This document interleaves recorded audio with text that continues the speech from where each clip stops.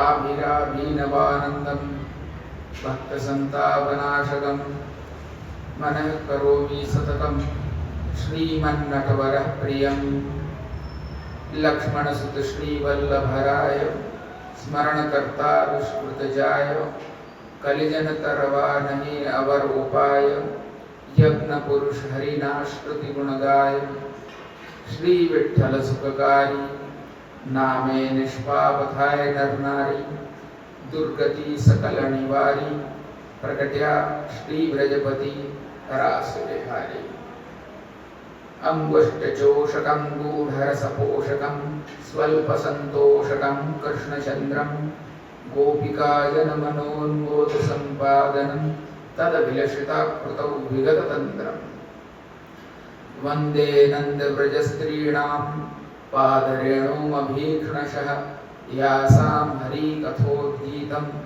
पुनाति भुवनत्रयम्।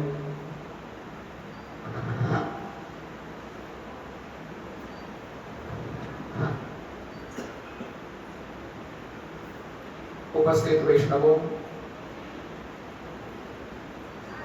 આજે રાસપંચાધ્યાયના છઠ્ઠા સત્રમાં ત્રીજા દિવસે આપણે બધા એકત્રિત થયા છીએ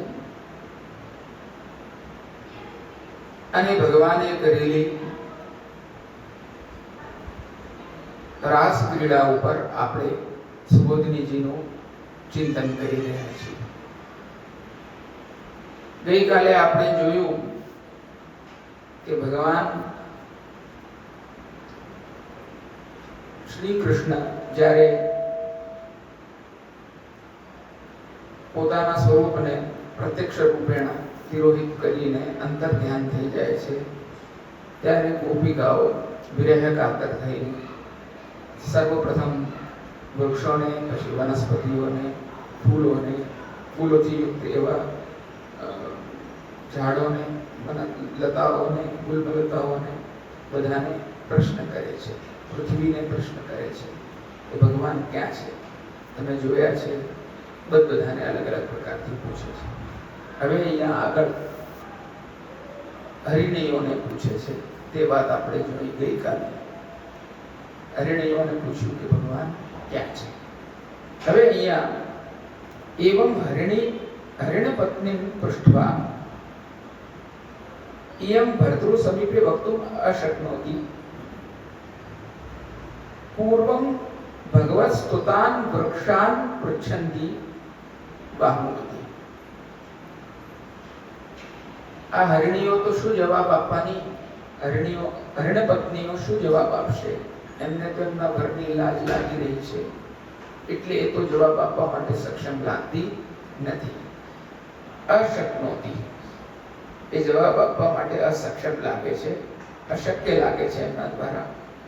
એટલે ભગવાને તેમની સ્તુતિ કરી છે। ભગવત સ્તુતાન એવા વૃક્ષોને ચલો પૂછીએ કે ભગવાન ક્યાં ગયા છે, કેમ કે ભગવાન એમની સ્તુતિ કરી છે। બાહમ પ્રિયા સૌપધાય ગૃહીત પદ્મો રામાનુજસ તુલસિકા લિકુલૈર मदान्धैः अन्वीयमान इह वस्तरवः प्रणामं किं वा विनन्दति चरण प्रणयावलोकैः। हे वृक्षो, પોતાની પ્રિયાના ખભા ઉપર એક હાથ મૂકીને, ભગવાનનું વર્ણન જુઓ વૈષ્ણવો, પોતાની પ્રિયાના ખભા ઉપર એક હાથ મૂકીને અને બીજા હાથમાં કમલ લઈને જતા, જેમની પાછળ તુલસીના મદાંધ ભમરાઓ ટોળાઓ ભમી રહ્યા છે એવા બળદેવજીના નાના ભાઈ એટલે કે રામાનુજ પ્રેમથી તમારા ઉપર દૃષ્ટિ નાખીને તમારા પ્રણામને સ્વીકાર કરે છે। શું પૂછ્યું વૃક્ષોને? હવે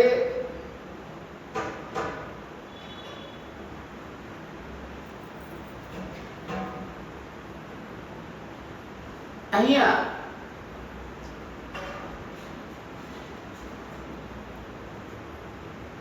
યુથમાંથી ઠાકોરજી અંદર ધ્યાન થઈ ગયા, ઠાકોરજી અને સ્વામીજી જે આપણે વિઠ્ઠલનાથજી પ્રભુની ભાવ ભાવનાનો આ વિષય છે. નાદ દ્વારા તમે જાઓ છો ને, શનાજી બિરાજે છે, નમિત પ્રિયાજી બિરાજે છે, બાજુમાં વિઠ્ઠલનાથજી બિરાજે છે, દ્વિતીય ઘરનિધિ, દ્વિતીય ઘરનું મુખ્ય સ્વરૂપ બિરાજે છે. તેમના બંને હસ્ત કટી પર છે, જોડે સ્વામીજી બિરાજે છે, શ્રી યમુનાજી સ્વરૂપે. એ અંતર ધ્યાન થયા ઠાકોરજી, ત્યારે એ પ્રકારની મુદ્રા આપે ધારણ કરી અને ઠાકોરજી સ્વામીજી બંને ત્યાંથી અંતર ધ્યાન થઈ ગયા છે. એમના પદ ચિહ્નો જોઈને, વિવિધ પ્રકારની ક્રીડાઓની ભાવના વિચારીને ગોપીજનો આ પ્રકારના પ્રશ્નો વિવિધ પ્રકારના જળ ચેતન પદાર્થોને પૂછી રહ્યા છે, અન્વેષણ ખોજ કરી રહ્યા છે કે ભગવાનને તમે જોયા ક્યાં છે, સ્વામીજી સહિત એ ક્યાં પધારી ગયા છે.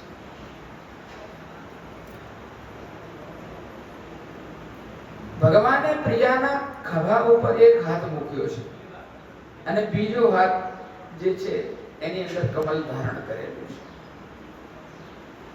ભગવાન રામાનુજ બળદેવજીના નાના ભાઈ છે, તેથી તે નિર્ભય છે. બલદેવનો અર્થ છે કે જે બલિષ્ઠ છે, અને અહીંયા જે બલિષ્ઠ હોય એને ભય કોઈ જાતનો હોય નહીં, એટલે અહીંયા નિર્ભયતા સૂચક રામાનુજ શબ્દને લીધો છે મહાપ્રભુજી. સુબોધજીનું મહત્વ આ જ છે વૈષ્ણવો. કેવી નાની નાની વાત આપણને જે મહત્વપૂર્ણ ન લાગતી હોય, কিন্তু એની અંદર એટલું મહાત્મ્ય રસ ભરેલું છે કે આપણે તલ્લીન થઈ જઈએ છીએ. એટલે કીધું કે નિર્ભય છે. અને કમલ હાથમાં છે, પોતે માલા પણ ધારણ કરેલી છે, પોતે પણ એવા મકરંદથી ભરેલા છે, રસથી ભરેલા છે. તો ભમરાઓ જે છે તે ત્યાં ભનભનાઈ રહ્યા છે ભગવાનની પાસે.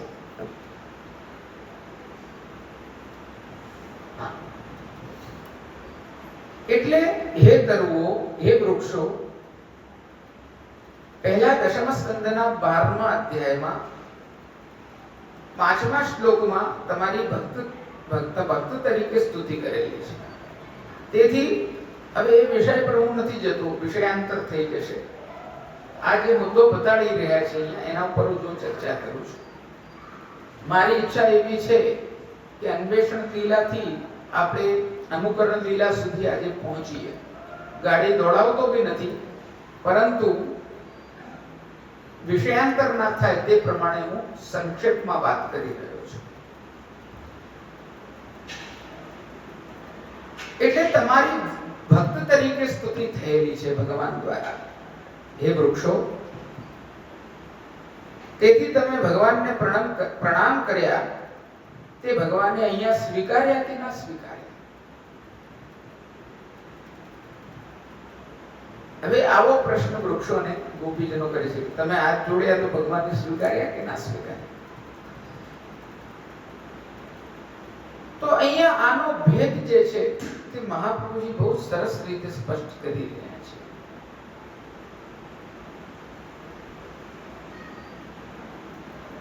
અનેનૈવ માર્ગેણ ગત ઇતિ ચરણારવિંદ દર્શનાત નિશ્ચીયતે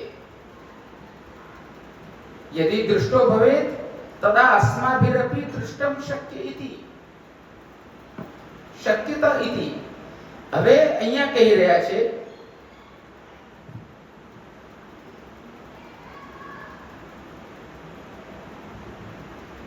કે ભગવાન અને સ્વામીજીના પગના જે આકાર આમાં છપાયેલા છે એનાથી આ વસ્તુ નિશ્ચિત થાય છે કે ભગવાન અને સ્વામીજીના એક સપાટ સીધી લાઈનમાં, સીધી લીટીમાં જે છે તે ચરણારવિંદ છપાયેલા છે, પ્રિયાના અને પ્રિયતમ. અને એનાથી એ વસ્તુ નિશ્ચિત થઈ રહી છે કે ખભા પર હાથ મૂકેલો હોય તો જ સીધા સીધા ચાલે ને, ક્યાંય આડાઅવળા થઈ રહ્યા નથી. અને એમાં પણ વચ્ચે વચ્ચે પાછા ભમરાઓ આવી જાય છે, એટલે ભમરાઓને દૂર કરવા માટે વચ્ચે થોડા થોડા થોડા આડા અવળા ચરણારવિંદના ચિહ્ન થઈ ગયા છે. એટલે એ પગોની ચંચળતા પણ અહીંયા જોવામાં વચ્ચે વચ્ચે આવી રહી છે, કારણ કે ભમરાઓના ઝુંડ બી તો પાછા જોડે જોડે ચાલી રહ્યા છે. એટલે અહીંયા મહાપ્રભુજી એ બાબતમાં યુક્ત જવાબ આપી રહ્યા છે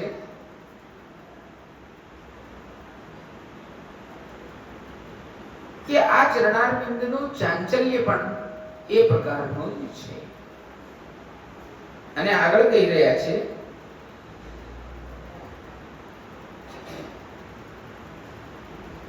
ભગવાનને નમસ્કાર કરવા માટે આ ઝાડ જે છે તે ઝૂકેલા છે. આ વૃંદાવનની વૃક્ષલતા સૌ નમી રહી, આ ગોકુળિયાની વૃક્ષલતા સૌ નમી રહી. તમે બ્રજમાં જશો ને તો ત્યાંના બધા વૃક્ષોને તમે શાંતિથી એકવાર દર્શન કરજો. ગિરિરાજજીમાં પણ તમે જાઓ, બ્રજમાં શ્યામવન જાઓ, માટવન જાઓ, ભંડીરવન જાઓ, મધવન જાઓ, કમોદવન જાઓ, જે વન ઉપવનો છે જ્યાં ભગવદ ક્રીડા થયેલી છે, ભગવન લીલા થયેલી છે, ત્યાં પ્રાયઃ તમને આદિ ભૌતિક સ્વરૂપેણ આજે પણ આ લીલાના પ્રત્યક્ષ ચિહ્નો દેખાશે. ત્યાંના વૃક્ષો જે છે તે બધા નમેલા છે અને નમીને એમનો તાત્પર્ય શું છે? તો અહીંયા ગોપીજનો એ બાબતે વૃક્ષોને પૂછે છે કે તમે જે પ્રણામ કરી રહ્યા છો આ યુગલ સ્વરૂપને, એ પ્રણામ કરો છો તો ભગવાન તમારું એ પ્રણામ સ્વીકારે છે કે નથી સ્વીકારતું? કારણ કે તમારું ફળ ધરાવીને તમે ભૂમિ ઉપર પોતાનું માથું મૂક્યું છે, આથી તમે પ્રણામ કર્યા છે, નીચે વળીને રહ્યા છો અને ત્યાર સુધી પાછા તમે વળેલા જ છો. એટલે ગોપીજનોને સંદેહ થાય છે કે ભગવાને તેમના પ્રણામને સ્વીકાર કર્યો નથી, એટલે અત્યાર સુધી તમે ઝૂકેલા છો.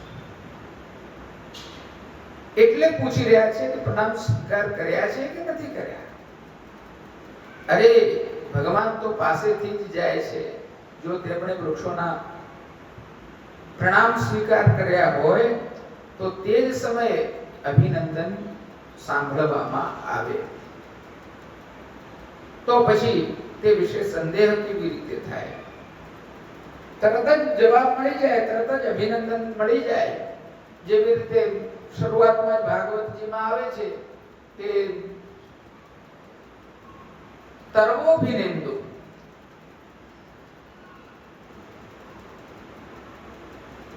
જ્યારે સુખદેવજી જન્મે છે તરત જ એ ભાગે છે, દોડે છે અને એમની પાછળ વ્યાસજી હે પુત્ર કરતા કરતા દોડે છે વિરહ કાતરથી. પુત્રેતિ તન્મયતયા તર્વોભિનેન્દુ, અને તરુઓ એટલે કે વૃક્ષો અભિવાદન કરે છે. એટલે વૃક્ષો એમના પ્રતિ જવાબ આપે છે. સર્વભૂત હૃદય હોવાના કારણે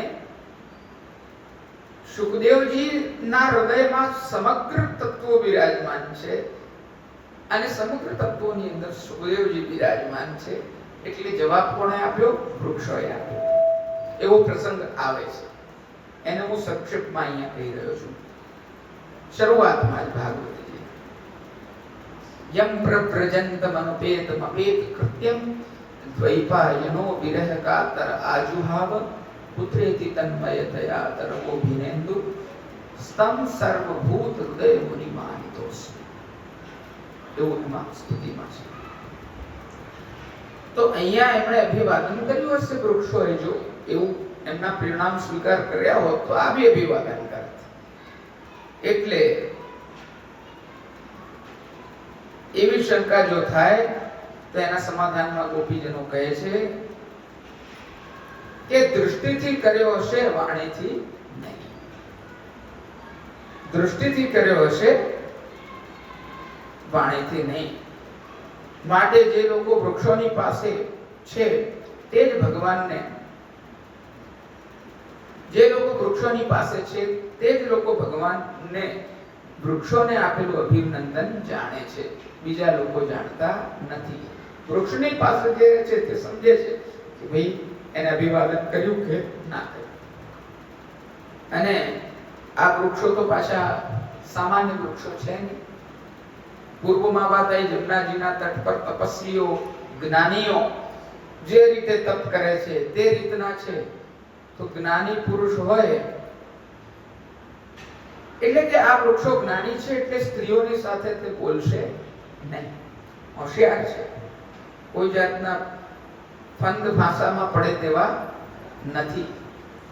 આત્મજ્ઞાન વાળા છે, સર્વ જ્ઞાન વાળા છે, બ્રહ્મ જ્ઞાન વાળા છે, એટલે એ સ્ત્રીઓ જોડે બોલશે નહીં.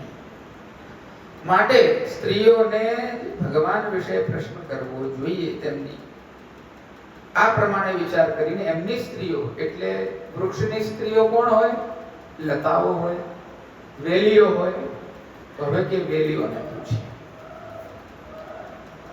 પૃચ્છતેમાં લતા બાહુમ અપ્યાશ્લિષ્ટા વનસ્પતે, વનસ્પતિઓને અશ્લિષ્ટ આલિંગન કરેલા એવા લતાઓ છે તેમને પૂછીએ. નનુ તત્કરજ સ્પૃષ્ટા બિભ્રત યુત્પુલકાન્યહો.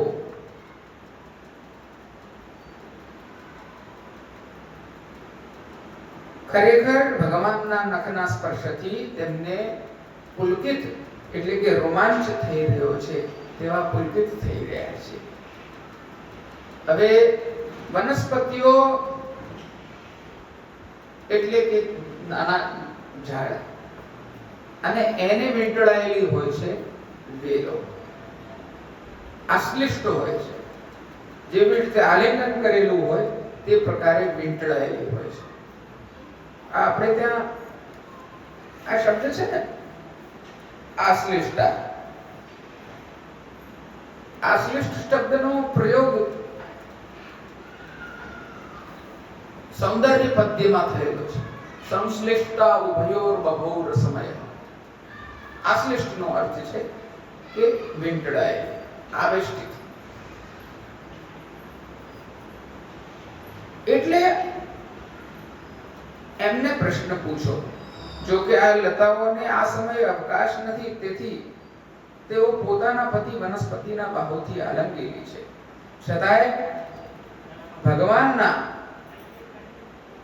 નખોનો કરજ, કરજ એટલે હાથમાંથી ઉત્પન્ન થયેલા એટલે કે નખ, કરમાંથી જે જનિત છે, જન્મેલા છે.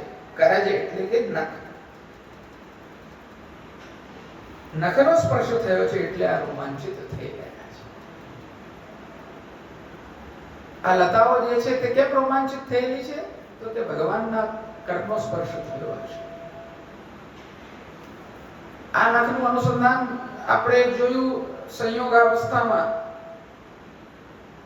નર્મ નખાગ્રપાતૈ બાહુ પ્રસાર પરિરંભ કરોલકુ, એ જે વર્ણન આવ્યું નર્મ નખાગ્રપાતૈ, નખના અગ્રપાત દ્વારા સંશ્લેષણ કર્યું, આશ્લેષણ કર્યું.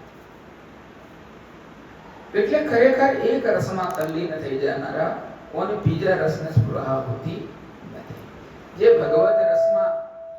ભગવદ રસમાં તલ્લીન થઈ ગયા હોય અને ભગવાનના જ સ્વરૂપનું ચિંતન કરતા હોય, ભગવાનના જ સ્વરૂપમાં લીન થઈ ગયા હોય, તેને બીજા રસની કઈ સ્પૃહા, એમને બીજા રસની શું સ્પૃહા રહેવાની? મિલવો નૈનન હીકો નીકો, એક કીર્તન આવે છે આપણે ત્યાં, ખાટી છાછ કહારચી માને સુર ખવૈયા ઘી કો. જેણે ઘી પીધું હોય એને ખાટી છાશમાં શું સ્વાદ લાગવાનો છે? સુર ખવૈયા ઘી કો, ખાટી છાશ કહારચી માને સુર ખવૈયા ઘી, મિલવો નૈનન હીકો. જેણે ભગવદ રસને ચાખી લીધો, જેને ભગવાન સાથે દ્રગ જોડી લીધા, એને બીજી કોઈ વસ્તુમાં શું રસ પડવાનો, બીજી કઈ દૃષ્ટિ એની બનવાની છે? જેણે ઘી પીધું હોય એને ખાટી છાશ રુચિ આવતી નથી. અહીંયા પણ આ લોકો એ જ કહી રહ્યા છે. અહીંયા મહાપ્રભુજી એ વસ્તુ પર મહાપ્રભુજીના જ વચન છે કે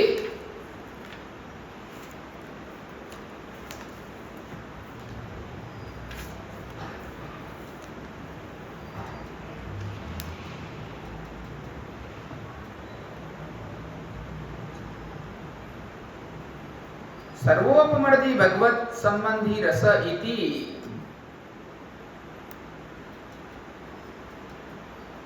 એટલે આ રસ ભગવત સંબંધી રસ જે છે તે બીજા સર્વે પ્રકારનો રસ જે છે તેનો નાશ કરનાર છે. જેને આમાં રસ લાગી ગયો, ભગવત સેવામાં, ભગવત ભક્તિમાં, ભગવત અનુસંધાનમાં, ભગવત ચિંતનમાં, ભગવત સ્મરણમાં જેનો રસ લાગી ગયો, એના બીજા બધા સર્વે રસ જે છે લૌકિક વૈદિક આદિ એ બધા જ રસ જે છે એના નાશ પામી જાય છે. એટલે આ પ્રમાણે બધાય પદાર્થો એ જ્યારે ગોપીજનને ઉત્તર આપ્યો નહીં ત્યારે તેઓ મૂર્છિત જેવા થઈ ગયા. મૂર્છિત થઈ જવું, બેભાન થઈ જવું, નિશ્ચેત થઈ જવું, એમની એવી સ્થિતિ થઈ ગઈ કે એ નિશ્ચેત અવસ્થામાં જાણે આવતા હોય, આવી જવાના હોય, મૂર્છિત જેવી પરિસ્થિતિ એમની થઈ ગઈ. અહીં સુધી ગોપીજનોએ ભગવાન વિશે જુદા જુદા પદાર્થોને જે પ્રશ્ન કર્યા તેની વાત થઈ. હવે અહીંયા આગળ 9 પ્રકારના ગોપીઓનું 9 શ્લોકથી વર્ણન કરવામાં આવશે. 9 પ્રકારના ગોપીજનો અને 9 પ્રકારથી 9 શ્લોકથી એનું વર્ણન થશે. અને 10મી ગોપીજન જે ભગવાનની પાસે ઊભી છે તેને તો ભગવાન લઈ જાય છે, એટલે સ્વામીજીનું વર્ણન આવી ગયું. આ પ્રમાણે ભગવાનના ગોપીજનોએ શોધ કરી એટલે રસની સ્થિરતાનું, રસાસક્તિનું નિરૂપણ થયું. આપણે આ અધ્યાય શરૂ કરતા પહેલા કારિકા આવી હતી કે સૌથી પહેલા રસાસક્તિનું વર્ણન છે, પછી અનુકરણ છે, બરાબર ને, અને પછી ભગવાનને એ લોકો ગુણગાન કરશે. એવી 3 વાત થઈ હતી ને શરૂઆતમાં, યાદ હોય. એટલે આ રસાસક્તિનું વર્ણન આવ્યું કે રસાસક્તિ હોવાના કારણે આ અન્વેષણ લીલા, ખોજ કરવાની જે લીલા ચાલતી હતી ગોપીજનોની, તે અન્વેષણ લીલાનું સમગ્ર વર્ણન એ રસાસક્તિનું વર્ણન છે. ભગવાનમાં એમનો રસ પ્રયુક્ત થઈ ગયો છે એટલે બીજા સંબંધી જે કોઈ પણ રસ છે તે બધા જ રસ એમના નાશ પ્રાપ્ત કરી ગયા છે. આનાથી ઉત્કૃષ્ટ રસાસક્તિ શું હોઈ શકે? હવે આગળ ભગવન લીલા કે જે અનુકરણ લીલા છે એનું વર્ણન આવે છે. આ પ્રમાણે ભગવાનના તિરોધાનથી ગોપીજનોને જે તાપ થયો તેના નિવારણ માટે ગોપીજનોએ જે યત્ન કર્યો તેનું વર્ણન કરવામાં આવી રહ્યું છે. હવે તાપ થયો તો તાપને નિવારણ કરવા માટે કંઈક તો કરવું પડે. જેવી રીતે બહુ તડકો પડતો હોય બહાર, લૌકિક દાખલો આપું છું, બહુ તડકો હોય બહાર, તમે નીકળો તો માથે ખૂબ તડકો લાગતો તો શું કરો તમે? છત્રી ખોલી લો, કઈ નહીં, મોઢું ઢાંકી લો, કંઈક તો કરવું પડે ને. એટલે કંઈક એક્શન છે તો એની ઉપર રિએક્શન છે. તો અહીંયા તાપ જે છે તે સ્ફુરાયમાન થઈ રહ્યો છે, મૂર્છિત થવા જેવી અવસ્થા થઈ રહી છે. તો એના માટે એ શીતળતા પ્રદાન કરવા માટે શું કરવું જોઈએ? તો એ તાપ થયો એના નિવારણ માટે એમણે એક યત્ન કર્યો. યત્ન એટલે કે એક પ્રયત્ન કર્યો, એક કોશિશ કરી. કેવી કોશિશ કરી કે એમની અંદર ભગવત લીલા કે જે તાપનો નાશ કરે છે એવી લીલાનો પહેલા પ્રાદુર્ભાવ થયો. લીલા એમના હૃદયમાં પ્રકટ થઈ ગઈ. તાપનો નાશ કરવા માટે આંતરિક રીતે સૌથી પહેલા લીલા પ્રકટ થઈ છે. ભગવાન ડાયરેક્ટ પ્રકટ નથી થયા, પરંતુ સર્વપ્રથમ લીલા પ્રકટ થઈ છે. જો ભગવત લીલા બી વૈષ્ણવો કેટલી મોટી વસ્તુ છે, આપ લોકોને આનાથી મહત્વ ખબર પડશે. આપણે ત્યાં કીર્તનનું, નૃત્યનું, નાટ્યનું જે મહત્વ છે આપણા માર્ગમાં, જેવી રીતે આપણે ત્યાં મનોરથો થાય છે, ત્યાં વિવિધ પ્રકારના વેશ આદિ થાય છે, બધી લીલાઓ અલગ અલગ આચરણ કરવામાં આવે છે. નંદ મહોત્સવ જુઓ તમે, ઢાળી લીલા, જોગી લીલા, આ બધી લીલાઓ ભજવામાં આવે છે ને ભગવાનની સન્મુખ. એ બધાનું આ મહત્વ છે. પુરુષોત્તમ માસમાં જૂના જમાનામાં આવી બધી લીલાઓ, શું કહેવાય એમ, રાસ લીલાઓ બધી આવતી, મંડળીઓ અને પડદો લગાવીને અમે જૂના જમાનામાં આ મંદિરમાં જોયેલું છે. એ બ્રેકમાં જે આ અલગ અલગ સ્થાનો પર ખાસ કરીને કમાઈ કરેલા અને આ બધા જે વિસ્તારો છે ત્યાં આ રાસલીલાઓનું બહુ મહત્વ ચાલતું. એટલે એ બધા ભેગા થઈને આવે અહીંયા અને 10-15 દાડા 20 દાડા ધામા નાખે અહીંયા અને રોજ અલગ અલગ લીલા કરે. બ્રજ યાત્રાઓમાં જુઓ, એમાંય આ બધી કૃષ્ણ લીલાઓ થતી હોય, રાસલીલા. જગદીશપુરીમાં વૈષ્ણવ તમને આશ્ચર્ય થશે, એવા એવા પ્રસંગો છે જગદીશ ભગવાનની સન્મુખ આ લીલાઓ ભજવવાનો જે પ્રકાર છે આમાંય ભજવે છે. રથયાત્રા થાય છે ત્યારે નિત્યનો પણ પ્રકાર છે એ લોકોને ત્યાં. મૂળ તો વિષ્ણુ સ્વામી સંપ્રદાય છે, આપણું જ સંપ્રદાય છે. એમાંના જ આ જૂના સ્થાનો છે, જે બીજા સંપ્રદાય હોય આપણો પ્રભાવ ઓછો રહ્યો એટલે. બાકી આ બધા વિષ્ણુ સ્વામી સંપ્રદાયના સ્થાનો છે. કે આપણે જે બી સ્થાનો છે ત્યાં બધે જ આ રંગ લીલા એનું મહત્વ છે. તો એમાં તો એવો પ્રસંગ છે એકવાર કે આ તો વાત નીકળી છે તે કરું છું. નરસિંહ ભગવાનની લીલા કરી જગદીશ ભગવાન સન્મુખ જગન્નાથપુરીમાં. તો એક જણ નરસિંહજી બન્યો અને એક પ્રહલાદજી બન્યો અને એક હિરણ્યકશ્યપુ બન્યો. તો પેલાએ એને રીતસર પાડી નાખ્યો. હવે આવું થયું તો રાજાની સભા ભરાઈ અને કીધું કે ભાઈ આને તો આને મારી નાખ્યો. તો કે શું કરીએ? તો કે આને પણ તે એવું કરો, દશરથ રાજા બનાવો. અને એ લોકો એટલા તલ્લીન થઈને રંગ કરતા હતા કે રામજીના વિયોગમાં એ પણ પહોંચી ગયો. જ્યારે એને વેશ ધરાયો ત્યારે બધાએ કીધું કે આ સાચી ભાવનાથી એને રંગ કર્યો હતો, એને કોઈને મારી નાખવાનો એનો વિચાર ન હતો.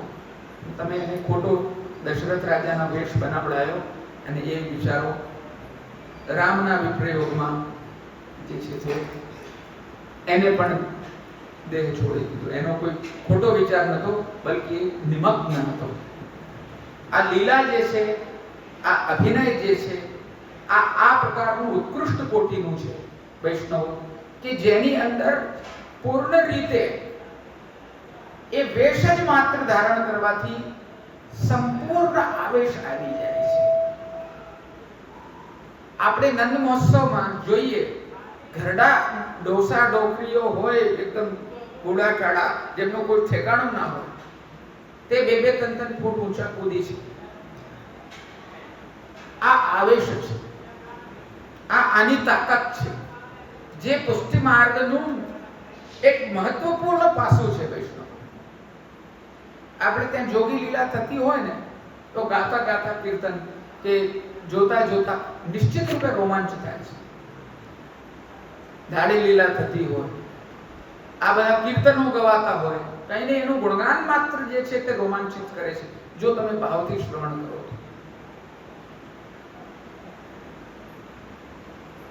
બધા સંચાર ભાવ જે છે તે પ્રકટ થવા લાગે છે. ગદગદ ગીરા, લોચન જલ ધારા, શું શું વર્ણન છે, આ બધું થવા લાગે છે. એટલે અહીંયા પણ રસાશક્તિ દૃઢ થઈ. રસાશક્તિ દૃઢ થવાના કારણે એમને તાપ થયો. તાપના શમન માટે કંઈક કૃપા એવી થઈ કે એમના હૃદયમાં ભગવદ લીલા સ્ફુરાયમાન થઈ. હવે એ ભગવદ લીલા જે સ્ફુરાયમાન થઈ એનું અહીંયા વર્ણન આવી રહ્યું છે. આ ભગવદ લીલાના વિલાસનું વર્ણન કરવા માટે સુખદેવજી પૂર્વનો ઉપસંહાર કરીને ઇતિ શબ્દ પ્રમાણે પ્રારંભ કરે છે. ઇત્યન્નમત્ત વચો ગોપ્ય કૃષ્ણાન્વેષણ કાતરા લીલા ભગવતસ્તાસ્તા યનુશ્ચક્રુસ્તદાત્મિકા. સુખદેવજી કહે છે આ પ્રકારના ઉન્મત્ત વચનો બોલતા ગોપીજનો કૃષ્ણની શોધમાં દીન થઈ ગયા, વિરહ કાતર થઈ ગયા. કાતરનો અર્થ છે દીન થઈ જવું. અને એવું થવાના કારણે એ ભગવદાત્મક થઈ ગયા. ભગવદાત્મકનો અર્થ છે કે ભગવાનમાં આત્મિક ભાવથી યુક્ત થઈ. તદાત્મિકા, પહેલા શબ્દ શું આવ્યો? તદાત્મિકા. અને અહીંયા પણ શું આવ્યો? તદાત્મિકા. ભગવાનમાં આત્મિક ભાવ થઈ જવાથી પહેલા જે વર્ણન કરવામાં આવેલી જે ભગવદ લીલા છે એનું અનુકરણ કરવા લાગ્યા. અનુકરણ કરવા લાગ્યાનો અર્થ એવો છે કે જે લીલા પૂર્વમાં થયેલી છે તે જ લીલા એ રંગમંચ પર જેવી રીતે કોઈ નાયક કેવી રીતે અભિનય કરતો હોય એવું અભિનય આ લોકો કરવા લાગ્યા. પણ એ કોઈ સામાન્ય અભિનય જેવી રીતે એક્ટર લોકો કરે છે એવો નથી, તદાત્મિક અભિનય છે.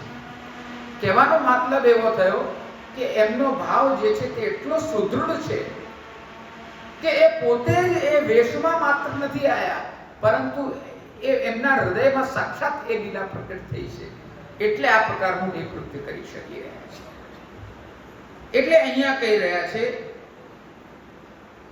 કે આ પ્રકારથી ઇતિ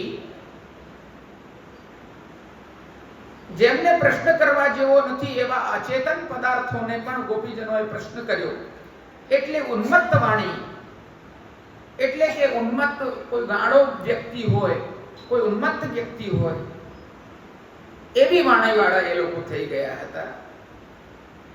અને એ પછી કૃષ્ણાન્વેષણ કાતર, કૃષ્ણના અન્વેષણ માટે, ખોજ માટે એ કાતર એટલે કે દીન થઈ ગયા, દીનતા પ્રકટ થઈ. હવે જુઓ વૈષ્ણવો, જ્યાં દીનતા પ્રકટ થાય છે ત્યાં ભગવદ લીલા પ્રકટ થાય છે. દીનતા પ્રકટ નહીં થાય તો ભગવદ લીલા પ્રકટ નહીં થાય. ચાવી છે જુઓ. ઘણા વૈષ્ણવોને પ્રશ્ન હોય છે ને કે અમને તો ભગવદ લીલાનો કોઈ અનુભવ નથી થતો. વાર્તાજીઓમાં પણ આવા પ્રસંગ આવે છે કે ભગવદ લીલાનો અમને અનુભવ થાય એવું કંઈક કરો.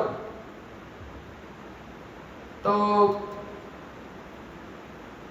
આ દીનતાનો મંત્ર આપણને આપેલો છે, શિક્ષાપત્રમાં પણ એ જ છે.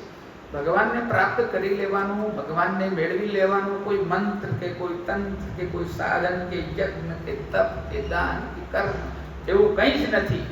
જેને વૈશકૃતે તેન લભ્ય, જેને ભગવાન વરણ કરવા ઈચ્છે છે તેને જ માત્ર એ લભ્ય બને છે. તો ભગવાનને પ્રાપ્ત કરી લેવાનું સાધન શું છે? તો હરિરાય શિક્ષાપત્રમાં આજ્ઞા કરે છે કે દૈન્ય જે છે તે ભગવાનને પ્રાપ્ત કરવાનું સાધન છે, હરિતોષણ સાધન. ભગવાનને પ્રસન્ન કરવાનું સાધન જે છે તે આ દૈન્ય છે. એટલે જ્યાં દૈન્યતા પ્રકટ થઈ ગઈ ત્યાં સમજો લીલા ભગવાનની પ્રકટ થવી. અને આ જેટલાય ભગવદીઓની વાર્તા આપ લોકો શ્રવણ કરો છો તે બધાય ભગવદીઓ દૈન્યતાથી યુક્ત છે. એમનો સૌથી મોટો જે ગુણ છે, આ બધી જ વાર્તાઓનો સાર જે છે તે એ જ છે કે દૈન્યતા આવી તો ભગવદ લીલા નિશ્ચિત રૂપે પ્રકટ થઈ. જો ગજેન્દ્રના પ્રસંગમાં પણ પૂર્વમાં ભાગવતજીમાં આવ્યું છે. પ્રહલાદજીની દીનતા જુઓ. આ બધા ભક્તોનું મેઇન, જેને આપણે કહી શકીએ કેરેક્ટરિસ્ટિક, એક ફીચર જે હોવું જોઈએ, જે ગુણ હોવો જોઈએ, જે પ્રમુખ ગુણના કારણે, પ્રધાન ગુણના કારણે ભગવાનનું તોષણ થાય છે, ભગવાન પ્રસન્ન થાય છે, તેવી વસ્તુ છે એ આ દીનતા છે. અને આ દીનતાને ધારણ કરવી એનો અર્થ જ એ છે કે ભગવદ લીલા પ્રકટ થશે. અને અહીંયા થઈ છે. તેમના શરીરમાં અને વાણીમાં થાકી ગયા. તેમના મનમાં તાપ, લીલા અને ભગવાન, આ ત્રણેય છે. અહીંયા મહાપ્રભુજી આ વસ્તુનું સ્પષ્ટીકરણ કરી રહ્યા છે. પહેલા તાપ પ્રકટ થશે, પછી લીલા પ્રકટ થશે અને પછી ભગવાન સ્વયં પ્રકટ થશે. એટલે કે જેમ જ્વાળા બંધ થઈ જવાથી અગ્નિ તિરોહિત થઈ જાય છે, જો દાખલો આપ્યો, જેમ જ્વાળા પ્રજ્વલિત જ્વાળા બંધ થઈ જવાથી અગ્નિ તિરોહિત થઈ જાય છે, તેમ ગોપીજનોએ ભગવાનના વિશે પ્રશ્નો કરીને જે શોધ કરવા પ્રયત્ન કર્યો હતો તે જ્યારે બંધ થઈ ગયો ત્યારે રસાશક્તિનું શરીર અને વાણીમાંથી તિરોધાન થઈ ગયું. રસાશક્તિનું તિરોધાન થયું, મૂર્છિત થવા જેવી પરિસ્થિતિ આવી ગઈ. તેથી બીજા પદાર્થનો એટલે કે ભગવાનની લીલાનો પ્રાદુર્ભાવ થયો. એમની અંદર, એમના હૃદયની અંદર જે વસ્તુ સ્ફૂર્ત થઈ તે ભગવાનની લીલા સ્ફૂર્ત થઈ. રસાશક્તિ જે છે તે તિરોહિત થઈ.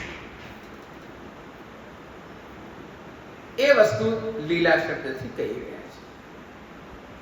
ગોપીજનોએ ભગવદાત્મક થઈને ભગવાનની જુદી જુદી જે પહેલા વર્ણન કરવામાં આવી છે અને ભગવાને જે કરેલી છે તે બધી લીલાઓનું અનુકરણ કર્યું, અનુશ્ચક્ર અનુકરણ કર્યું.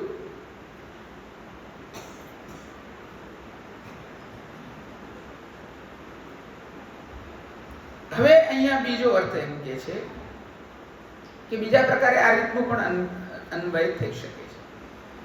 પહેલી વસ્તુ બહુ સ્પષ્ટ થઈ ગઈ, વૈષ્ણવ સૈદ્ધાંતિક પક્ષ આવી ગયો કે ભગવાનના વિષય રસાશક્તિ જે હતી તે ઉપયુક્ત પ્રકારથી એમના હૃદયમાં સ્ફૂર્ત હતી, તે તિરોહિત થઈ. એનાથી આગળનું સ્ટેજ એવું આવ્યું, સ્તર એવું આવ્યું કે ભગવાનની લીલા એમના હૃદયમાં પ્રકટ થઈ અને એ પણ ક્રમશઃ પ્રકટ થશે. તાપ, લીલા અને ભગવાન સ્વયં. આ સિદ્ધાંત છે હું બધો વૈષ્ણવ, એટલે હું એને ફરી સ્પષ્ટ કરી રહ્યો છું. આ મહાપ્રભુજીમાં જે બતાડેલી વસ્તુ છે તેનું મહત્વપૂર્ણ અંગ છે. ભગવાન કેવી રીતે થાય, પુરુષોત્તમ પ્રાદુર્ભાવ પ્રકાર, આવિર્ભાવ પ્રકાર, આ બધી વસ્તુઓના ઉપર આધારિત છે. જે હું પૂર્ણત્વેન પ્રકટ નથી કરવા માંગતો, કિંતુ એનો એક સંકેત કરવા માંગુ છું. ભગવાનને પ્રકટ કરવાની રીત છે, પ્રાદુર્ભૂત કરવાની. હરિરાયજી અલગ અલગ ગ્રંથોમાં એનું ખૂબ સરસ રીતે વિશ્લેષણ કર્યું છે, એના પર નથી જતું. હવે બીજો અર્થ એવો કર્યો છે કે અત્યાર સુધીનું જે કહેવામાં આવ્યું છે ઇતિ ઉન્મત્ત વચો. બીજો અર્થ એમ લીધો કે અત્યાર સુધી જે કહેવામાં આવ્યું છે તે બધું જે છે તે ઉન્મત્ત વચન છે, એવો અર્થ કરીએ. અને પછીથી ગોપીજનોનો કૃષ્ણની શોધ માટે કાતર એટલે કે દીન થઈ જવાનો જે છે તે સમય આવ્યો છે. એટલે આ બધો જ અર્થ જે છે તે યોગ્ય છે. જ્યારે ભગવાન લીલા સહિત હૃદયમાં પ્રવેશ કરે છે, જ્યારે જ્યારે ભગવાન અવતાર લે છે ત્યારે તે પૂતના સુમહેપાન વગેરે કરે છે. તે જ પ્રમાણે પુરુષોત્તમ માસ અને બીજા ઉત્સવોમાં વર્ષના ઉત્સવો થાય છે, એ વાત પ્રસિદ્ધ છે. હવે અહીંયા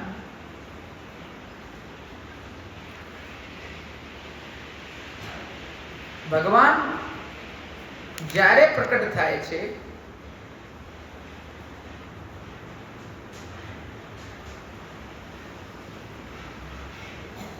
બહુ જ સુંદર વાત કરેલી છે કે યદા યદા ભગવાન અવતરતી તદા તદા પૂતના સુમય પાનાદિક કરોતિ તથૈવ સંવત્સર લીલાયામ પુરુષોત્તમાદિષુ પ્રસિદ્ધિ. આપણે ત્યાં બધો પ્રકાર જે છે તે આ પ્રકારે પ્રસિદ્ધ છે. પુરુષોત્તમ માસમાં આપણે વિવિધ પ્રકારની લીલાઓ કરીએ છીએ, મનોરથ કરીએ છીએ.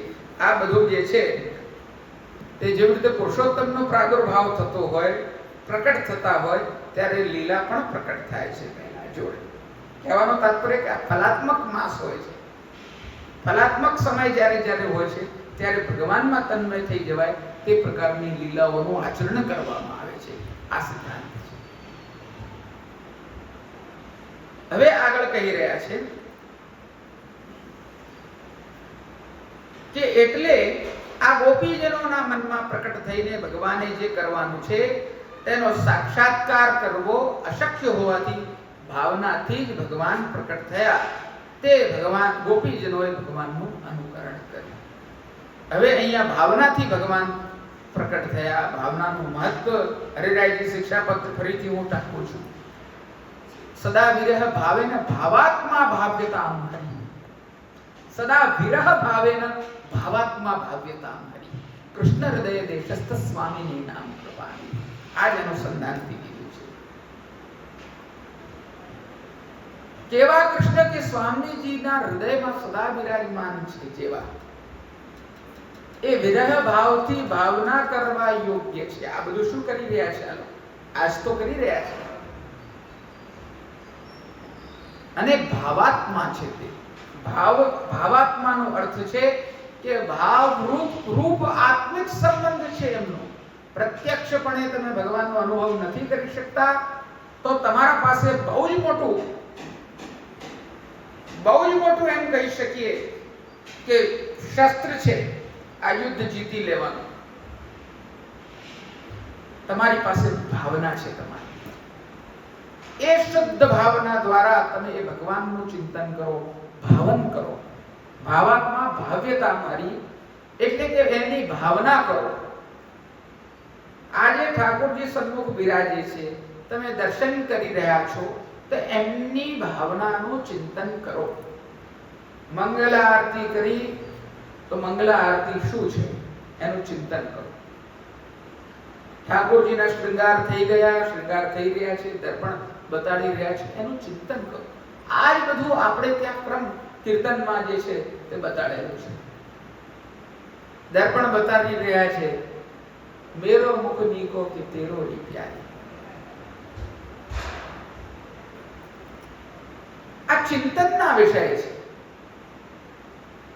પલ્લા ઝૂલી રહ્યા છે. કયો શૃંગાર છે ત્યારે પલ્લા કેવા છે, કીર્તન કેવા છે. ફૂલ પત્તીના પલ્લા છે, નિકુંજની ભાવના છે, લલિત ત્રિભંગી લાડેલો લલિત. વૃંદાવન ગહેવર નીથન में जुवतिन भुज झूलत है तल. ટીપારાનો શૃંગાર હોય, મુકુટનો શૃંગાર હોય, નૃત્યની ભાવના હોય, કિશોર લીલાનો જોડે વિચાર હોય, ત્યારે પલના ઝૂલતા હોય તો કઈ ભાવના વિચારણી છે? આ બધું ચિંતન જે છે ભાવનાઓનું એ અહીંયાથી નીકળેલું છે. ભાગવતજીમાં ક્યાં છે? કોઈ પૂછે કે કોઈ વિચારે કે કોઈને જિજ્ઞાસા થાય તો એનો જવાબ અહીંયાથી મળે છે કે આ ભાવાત્મા ભાવ્યતામ હરિ શું છે? ભગવાન ભાવાત્મા છે.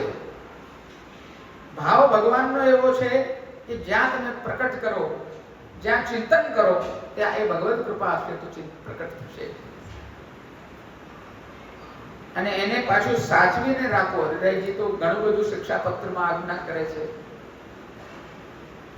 એને જેવી રીતે અગ્નિને આપણે કેવી રીતે જળથી બચાવીને રાખીએ એવી રીતે એને બચાવીને રાખવું જોઈએ. આ પાત્રને ભાવરૂપી જે ધારણ કરેલું આપણું દેહ છે એને દુસંગ ના લાગી જાય કોઈ. આપણે લોકો એ બધું ચિંતન કરતા જ નથી. જો સચેત વ્યક્તિ છે એની અંદર સચેતપણું છે, સાવધાની છે, તો એ સૌથી પહેલા દુસંગથી બચવાનો વિચાર કરે છે. અહીંયા અમને ગોપીજનોની પાસે કોઈ સંગ છે. એ જગતના સત્ય પદાર્થોને પણ વિસ્મરણ કરી રહ્યા છે અને ભગવાનની ભાવનાઓનું ચિંતન કરી રહ્યા છે. આજ તો પ્રપંચ વિસ્મૃતિ પૂર્વક ભગવદ આસક્તિ છે. અને આપણે તો સંસારથી લિપ્ત છીએ, જગતને પણ જોતા નથી. આપણા બનાયેલા સંસારમાં જ ગૂંચવાડામાં ટાંટીઓ નાખીને ફંદમાં ફસાઈ ગયા છીએ. ક્યારે આપણને વિચાર નથી આવતો કે આમાંથી નીકળીને ભગવાનનું ચિંતન કરીએ, ભગવાનના સ્વરૂપના દર્શન કરીએ અને ભાવના વિચારવાનો, પ્રપંચ વિસ્મૃતિપૂર્વક ભગવદાસક્તિને માણવાનો તો એક સ્તર અલગ જ થઈ ગયો, એની તો વાર્તા જ નહીં કરવાની.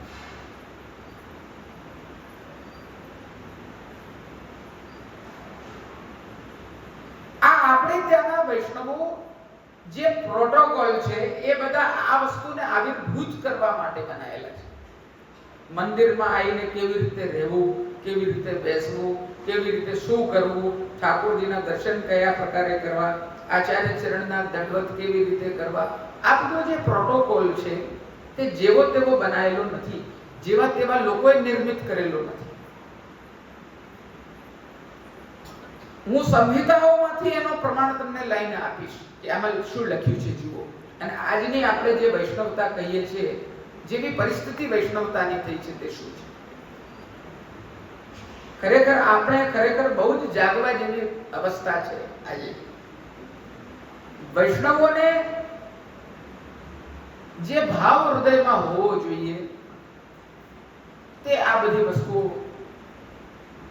પર ચિંતન કરવા માટે હજી દૈન્યતાની, લૌકિક વૈરાગ્યની, આ બધા આપણે ત્યાં કીર્તનો બધા છે, દીનતાના, આશ્રયના, વૈરાગ્યના, નિત્ય નિયમના, આ બધા કેમ બધા કરતા હતા પહેલા.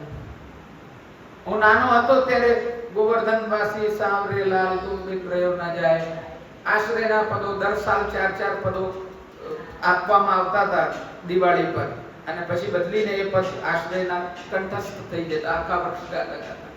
અને જૂના કીર્તનો આ બધા વૈષ્ણવોને ચોપડી વાંચતા આવડતું ના હોય એવી ડોશીઓને અનેકો કીર્તનો મૂલ્યવાન હોય, કંઠસ્થ હોય. કેમ કે એવી પદ્ધતિ, મંડળો ચલાવવાની એવી રીતભાત, અમે લોકો કોઈ દાડો વલ્લભ આખ્યાન ભણવા માટે કે ગોખવા માટે કોઈની પાસે નથી ગયા. આશ્રયના પદો ગોખવા માટે ક્યાંય નથી ગયા. મૂળ પુરુષ ક્યાંય નથી ગયા. વલ્લભ સાખી છે, જમનાજીની સાખીઓ છે. રોજ અમારા કાનમાં નાના બાળક હોય, રમતા હોય, ત્યાં ધમાલ મસ્તી, ધીંગા મસ્તી ચાલતી હોય, પણ કર્ણમાં એ જ વસ્તુ શ્રવણ થતી હોય, એ પડતી હોય. આ શ્રવણનું મહત્વ છે. આ અલૌકિક ભગવાનનો વેણુનાદ છે, જે શ્રવણ પછી કીર્તન પછી મનન આ પ્રક્રિયા સાથે જોડે છે નાના બાળકને, તે નવી આવેલી વહુને. એ પ્રોસિજર અને એ પ્રોટોકોલ તોડીને આપણે લોકોએ વૈષ્ણવતાને ખંડિત કરી છે, એવું મારું માનવું છે, એવું મારું પર્સનલ નિજી વિશ્લેષણ છે. જો આપણે એવો આગ્રહ રાખ્યો હોત કે સંધ્યાકાળે ભગવાનનું જે ચિંતન કરીએ છીએ આપણે નિત્ય મંડળમાં થવું જોઈએ, આપણે સમય પર ભેગા થઈએ છીએ, લૌકિક ચર્ચાઓ બી કરીએ છીએ, થોડી ઘણી પંચાયત બી કરીએ છીએ, બધી જાતનું બધું કરીએ છીએ, પણ એવું આપણને મનમાં વિચાર નથી આવતો કે આપણે આવું કાર્ય રેગ્યુલર 10 મિનિટ કરીએ. આ નિત્ય નિયમનું મહત્વ છે. અને હવે નવા લોકોને આ વસ્તુ એવી લાગે છે, અરે આ તો કે જડ લોકો છે, લૌકિક કરો તો જડતા નથી, આ બધું કરો તો જડતા છે. નિત્ય નિયમનો અર્થ એવો છે કે ટેક હોવી જોઈએ. સાંજે ઓટલે બેસવાની તો ટેક હોય છે બધા પાસે, ત્યાં અડધો કલાક બેસો છો, 10 મિનિટ કાઢો અને આ જે આપણી પ્રોસિજર છે તે પ્રમાણે ચાલો. એ જ સમજવા જેવી વાત છે. હું અલગ મુદ્દા પર જતો રહ્યો, શું કરવું શું નહીં એ તમારા હાથમાં છે. આ મુદ્દો આવ્યો એટલે મેં કીધું. હવે આગળ અહીંયા કહી રહ્યા છે કે બધા ગોપીજનો પોતાના પ્રિય કૃષ્ણમાં સરખો જ સ્નેહ હતો, છતાં પણ કોઈક વખત કોઈ ગોપીને ભગવદ ભાવ થયો અને કોઈ ગોપીને પૂતનાદિકનો ભાવ થયો. હવે મુદ્દો બીજો આવ્યો. હવે કોઈ પ્રશ્ન એવો કરે કે આમાં કોક પૂતના બની, કોક શકટ બન્યું, કોક બલરામજી બની, કંઈક બન્યું અને એ લોકો ભગવાનની લીલાનું અનુકરણ કરવા લાગ્યા. તો તમારા અમારા જેવો કોઈ લૌકિક ભાવથી યુક્ત વ્યક્તિ હોય અને આ ભાગવતજી વાંચતો હોય તો શું કહે, અરે આ તો પૂતના બના ભાવ પાડી. આજકાલ આવો સત્સંગ વધારે ચાલતો હોય છે ને, એટલે કે પૂતનાનો ભાવ વિચારવા વાળા ગોપીજન તો કે ઓછા હતા, ન્યૂન હતા, અને જેમણે ભગવાનનો ભાવ વિચારીને પોતે ભગવાન બન્યા તે અધિક હશે. કોઈ શકટ બની ગયું, કોઈ કા બની ગયું, કોઈ કંઈક બની ગયું. તો આ ઊંચું નીચુંપણું, ભારી હલકાપણું જે આપણે ભગવાનની લીલાઓમાં જોઈએ છે ને, એ બાબતે મહાપ્રભુજી અહીંયા જવાબ આપી રહ્યા છે. અતો ન ન્યૂન ભાવો અત્ર સત્વાદિ ગુણ ભાવેન નવલીલા પ્રપેદિરે અતો ન ન્યૂન ભાવોત્ર યાવિષ્ટા શકટાદિભિ સર્વત્ર હરિબુદ્ધ્યા પાદ સ્પૃશેચ્છયા પુનઃ. શું કહી રહ્યા છે કે ઉખલ બનેલી ગોપી, શકટ બનેલી ગોપી કે પૂતના બનેલી ગોપી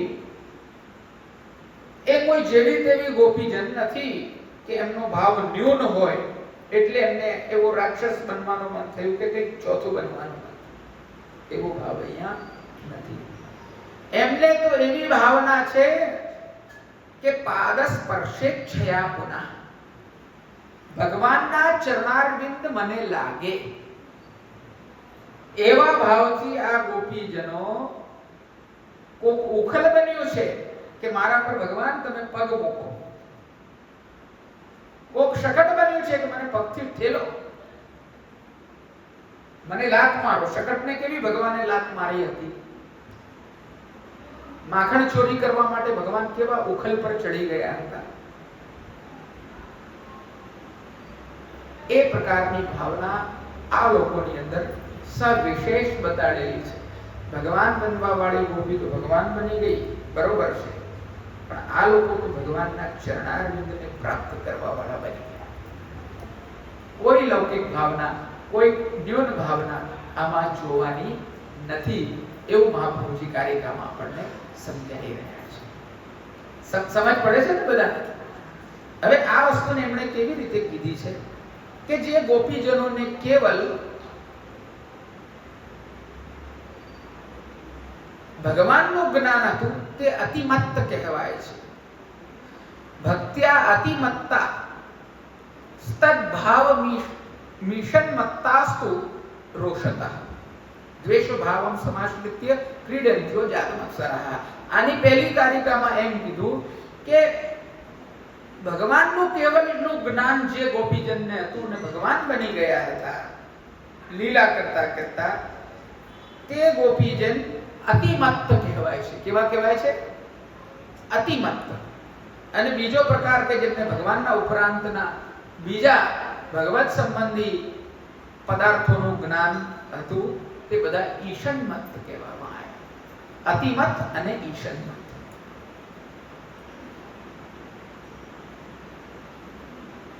એટલે આ પ્રમાણે નાયિકાના ભેદના લીધે ભાવમાં ભેદ છે.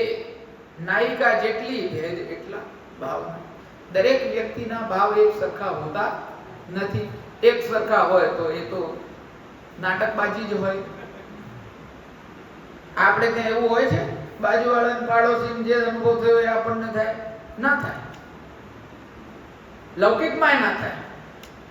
બાજુવાળાને ઘરને કોઈ દૂધીનું શાક ભાવતું હોય તો બીજાને બાજુવાળાને થોડી ભાવતું હોય.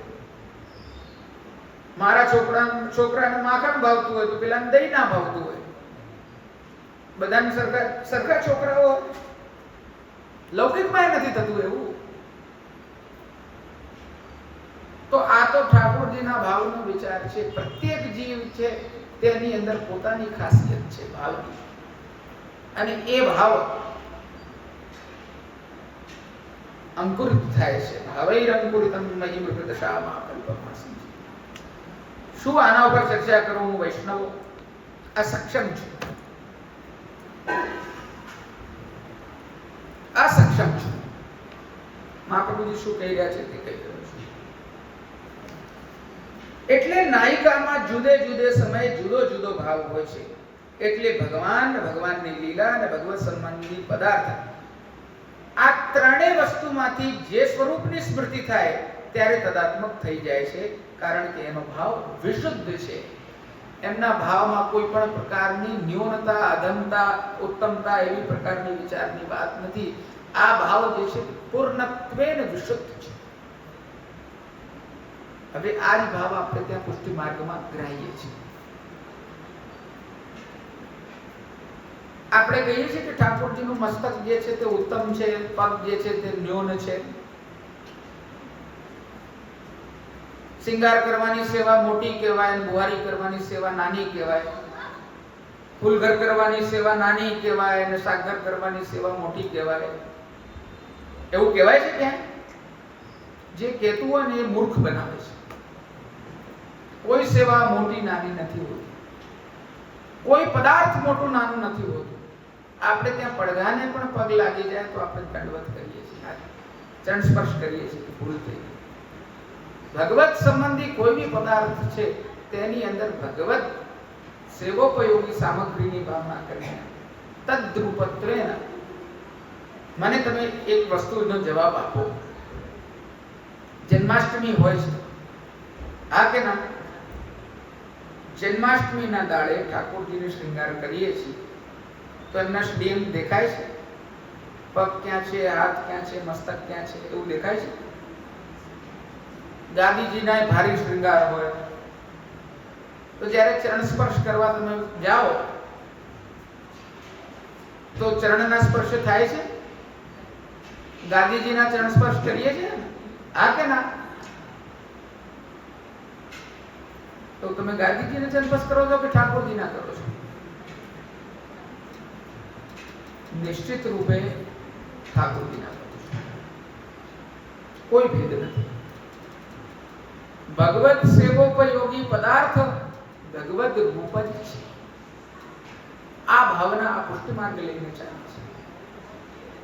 જે ખીલોના બિરાજે છે, જે સિંહાસન છે, ખંડ છે, પાટ છે, ચોકી છે, પડદા છે, જારી છે, બંડા છે, મુખવસ્ત્ર છે, વેણુજી છે, વેત્ર છે, પીઠિકાના તકિયા છે, આજુબાજુના તકિયા છે, સાજ છે, શ્રૃંગાર છે, સાહિત્ય છે, જે છે તે ભગવદ રૂપ છે.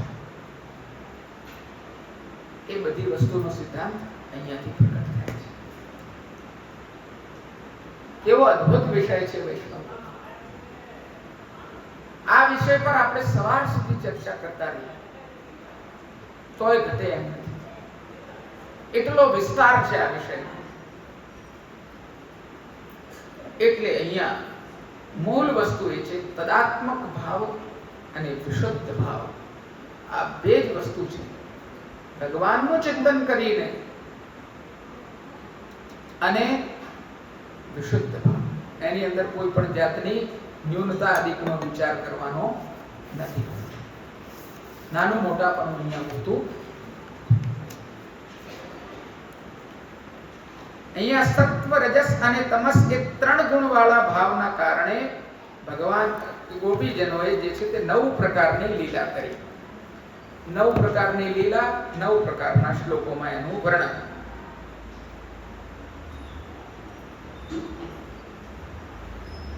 નવ તો સમજી ગયા હશો બધા. સાત્વિક સાત્વિક, સાત્વિક રાજસ, સાત્વિક તામસ, રાજસ રાજસ, રાજસ સાત્વિક, રાજસ તામસ, તામસ તામસ, તામસ સાત્વિક, તામસ રાજસ. બરોબર ને?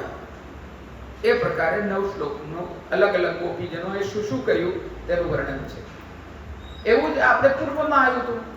જ્યારે વેણુનો નાદ કર્યો હતો ત્યારે કઈ કઈ વસ્તુ મૂકીને કેવી રીતે દોડ્યા એનું વર્ણન હતું.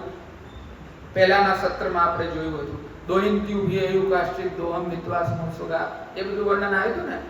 કોઈએ ખીર મૂકેલી હતી એ દોડ્યા, કોઈ આ કર્યું તે કેવા હતા, એ રાજસ રાજસ હતા, સાત્વિક હતા, એ બધું વર્ણન જે હતું તે જ પ્રકારે અહીંયા પૂતના બની અને એક સ્તનપાન કર્યું. એ ગોપીજન કયા હતા? શકટ જેને એક બની અને ભગવાન બનીને એક એને ધક્કો માર્યો, એ કોણ હતા? એ બધું વર્ણન હવે આગળ આવી રહ્યું છે અને એનું કારણ શું છે સમજાય છે ને બધા વૈષ્ણવોને? એમ તો તલ્લીન થઈ જવાનો જ આ વિષય છે. જો તલ્લીનતા તમને ના મળી તો અહીંયા બેસ્યાનો જે છે તે કોઈ અર્થ નથી.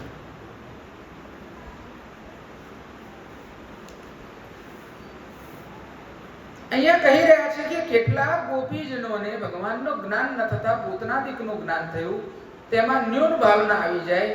આ ન્યૂનતાનું સમાધાન કરવા માટે બીજું કોઈ કારણ આપી શકાય તેમ નથી. મહાપ્રભુજી આગળ કહી રહ્યા છે કે કેટલાક ગોપીજનોમાં શકટ આદિનો ભાવ થયેલો હોવાથી બધા તુલ્ય કોટીના જ છે, એમાં કોઈ પણ જાતનો ન્યૂન ભાવ નથી. અર્થાત ભગવત ભાવવાળી ગોપીઓ અને પૂતનાદિક ભાવવાળી ગોપીઓ તુલ્ય જ છે, સમાન જ છે, એમાં કોઈ પણ જાતનું અંતર નથી. ભગવાનની લીલા વિશિષ્ટ પ્રકારની છે. ભગવાનની કૃતિ અને ભગવાનની સાથે સંબંધમાં આવેલા પદાર્થો એ બંનેનો અહીંયા સમાવેશ થાય છે, બેમાંથી એકનો નહીં. તેથી જ્યાં જે અંશ પ્રકટ થાય છે તે જ અંશ વર્ણન કરવામાં આવી રહ્યો છે. એટલે આ બધા ભાવોમાં કોઈ પણ સ્થળે કોઈ પણ જાતની ભાવની ન્યૂનતા આવતી નથી. આ પક્ષ પ્રમાણે જ્યાં એક લીલા પ્રકટ થાય છે ત્યાં બીજી લીલા પ્રકટ થતી નથી એમ સિદ્ધ થાય છે. હવે મહાપ્રભુજી ત્રીજો પક્ષ દર્શાવે છે કે ભગવત ભાવવાળી ગોપી કરતા પૂતનાદિક ભાવવાળી ગોપી ઉત્તમ છે.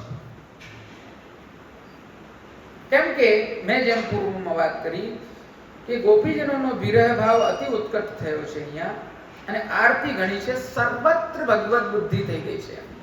બધા જ પદાર્થોમાં ભગવાનનું જ ચિંતન કરી રહ્યા છે. એટલે પહેલા જ્યાં ભગવાનના ચરણનો સંબંધ થયો તે પ્રમાણે તેઓ આચરણ કરવા લાગ્યા અને પ્રાર્થના કરવા લાગ્યા કે જો આપ મારા ઉપર ચરણ ધરો નહીં તો પૂતના, ઉલુખલ આદિ ઇત્યાદિ અનેક પ્રકારની આ પ્રકારની બુદ્ધિથી પણ તમે મારા પર ચરણ ધરો.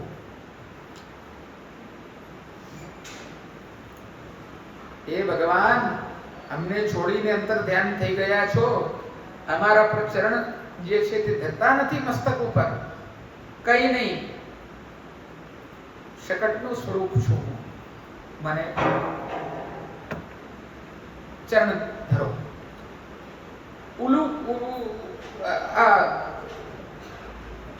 ઉખલ છું, એક ઉખલ બની છે. એટલે એનો ભાવ એટલો ઉત્તમ છે, એક કેટેગરીનો છે, એ સ્તરનો છે કે ભગવાનના ચરણના સ્પર્શ માટે એ વિવળ છે. આ ચરણ સ્પર્શનો મહિમા આવી ગયો છે. આપણા સન્મુખ ઠાકોરજીનું સ્વરૂપ બિરાજમાન હોય છે, આપણે ચરણ સ્પર્શ કરવામાં ચિંતન નથી કરતા કે કયા ચરણારવિંદ આપણા મસ્તક પર બિરાજી રહ્યા છે. આપણું સદભાગ્ય છે કે તદ્રુપમ તત્ર તચ્ચ સ્થિતમ પરિચર્યામ સદા કુર્યાત તદ્રુપમ તત્ર ચ સ્થિતમ. કર આવરણ દૂર નિજ જન કે હાથ દિए પુરુષોત્તમ. મહાપ્રભુજીના સ્વરૂપની મહત્તા આપણા આવરણોને દૂર કરીને, બાધકોને દૂર કરીને પ્રત્યેકના હાથમાં પુરુષોત્તમ સાક્ષાત પધરાઈ આપ્યા છે. મહાપ્રભુ એમના ચરણારવિંદનો સ્પર્શ કરવો, ચિત્ર સ્વરૂપેણ વિરાજતા હોય, લાલન સ્વરૂપેણ વિરાજતા હોય, પ્રસાદી સંપુટ સ્વરૂપેણ વિરાજતા હોય, શરણની ભાવના કરીને ચરણનો સ્પર્શ કરવો તે કેટલો મોટો સૌભાગ્યનો વિષય છે વૈષ્ણવ. તેનું ચિંતન આપણે કરવું જોઈએ. મહાપ્રભુજીના ચરણારવિંદ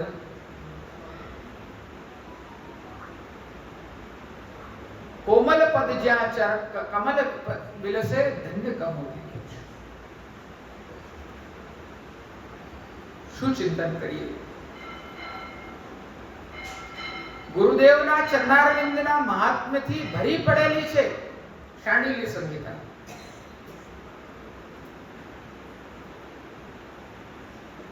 ઠાકોરજીના ચરણારવિંદનું મહાત્મ્ય બતાડતા અનેકો શાસ્ત્રો ચરણારવિંદનું મહાત્મ્ય બતાડતા થાકી રહ્યા છે. એ ચરણારવિંદનું મહાત્મ્ય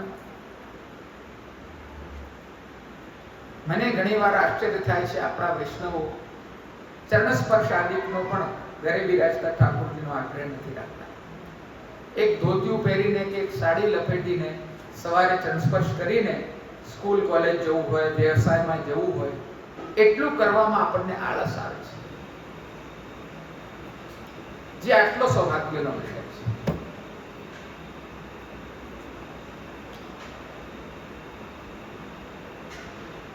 આપણું અંતર જાગૃત થવું જોઈએ.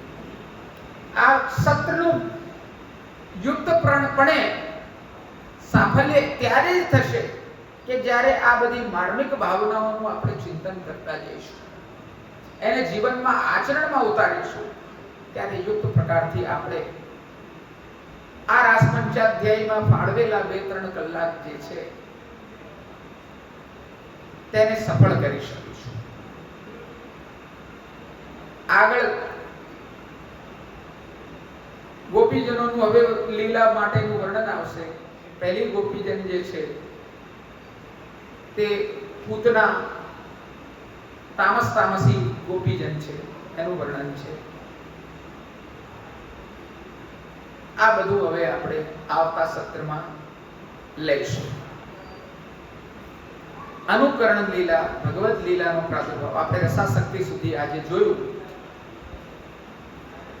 ભગવદ લીલાનો આરંભ જોયો. હવે આ લીલા આપણે આવતા સત્રમાં અક્ષય તૃતીયાના 1 દિવસ પહેલા, અક્ષય તૃતીયા અને ચોથ 3 દાડા આપણે રાસ પંચાધ્યાયનું સત્ર રાખીશું અને નટવરલાલના પાટોત્સવ એટલે કે પંચમીના દાડે આપણે પાટોત્સવનો આનંદ લઈશું. સવારે પાટોત્સવના દાડે પલના તિલક રાજભોગમાં, પછી સાંજનો મનોરથ, કીર્તન સમાજ, રાસ ગરબા, હિંચમજી, આનંદ, મહાપ્રસાદ, એ પ્રમાણે તે આયોજન કરીશું. અક્ષય તૃતીયાના 1 દાડો પહેલા ગુરુ, શુક્ર, શનિ અને રવિવારે આ છે 4 દિવસનો કાર્યક્રમ. એમાં આજે હું જાહેર કરું છું. એટલે એમાં આપણે આ અનુકરણ લીલા આરંભ કરી દઈશું. અનુકરણ લીલા મને લાગે છે ત્યાં સુધી એ 3 દિવસોમાં આવી જશે, જેટલી આવી શકે તેટલી. પછી ગુણગાન પર જઈશું, પછી ગોપી ગીત પર જઈશું અને આ સૂક્ષ્મ ભાવોને, આ માર્મિક ભાવોને હૃદયમાં ધારણ કરીને ચિંતન કરીશું. કેવો આનંદ આવી રહ્યો છે. આ વસ્તુ મૂકવાનું મન થતું નથી, મારું તો નથી થતું. અને આ બધા વૈષ્ણવોને આટલા તલ્લીન જોઈને મને બહુ જ આનંદ થઈ રહ્યો છે, બહુ જ પ્રસન્નતા થઈ ગઈ છે. હવે કાલે મહાપ્રભુજીનો ઉત્સવ છે. બધા વૈષ્ણવો સમયસર આવી જાય એવો મારો આગ્રહ છે. થોડી ગરમી છે પણ કાલનો દાડો જરા થોડું વહેલું અને ટાઈમસર રાખજો તો આપણને બીજી કોઈ તકલીફ ના પડે. આપણે પરમિશન વગેરે, પરવાનગી વગેરે પણ બહાર શોભાયાત્રાની લીધેલી છે, તો એ પ્રમાણે સમય સાચવવો આપણા માટે આવશ્યક છે. આપ સર્વે વૈષ્ણવ 5 વાગે અહીંયા હાજર થઈ જાઓ. 5 વાગ્યાનો ટાઈમ બતાડવા માટેનો ટાઈમ નથી રાખ્યો. 4:30 થી બધા વૈષ્ણવો આવી જશે તોય મને કોઈ આપત્તિ નથી. બધાએ એ પ્રમાણે આવી જવું અને યુક્ત વેશમાં, મહાપ્રભુજી લાયક વેશમાં અને ઉત્સાહ સાથે બધા વૈષ્ણવો આપ જરૂર આવો. સાગ્રહ આમંત્રણ આપું છું. શોભાયાત્રાનો આનંદ અવિસ્મરણીય રહેશે એવું મને લાગે છે.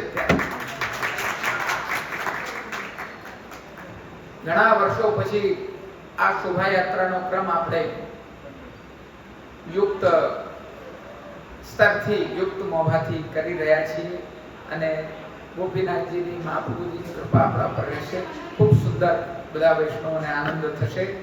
આવીને આપણે વચનામૃત વગેરેનું, મહાપ્રભુજીની શોભાયાત્રા પાછી આવશે, પછી ધર્મ સભાનું આયોજન કરીશું, એનો બધા આનંદ લેજો અને પછી મહાપ્રસાદ લઈને બધા વિજય થજો પોતાના ઘરે. એટલું હું કહેવા ઈચ્છું છું.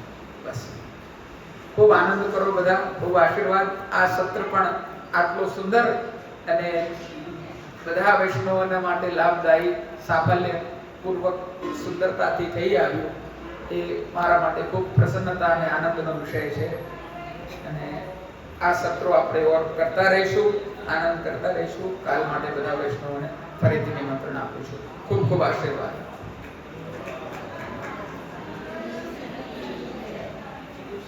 હું મારી વાણીને અહીંયા વિરામ આપું.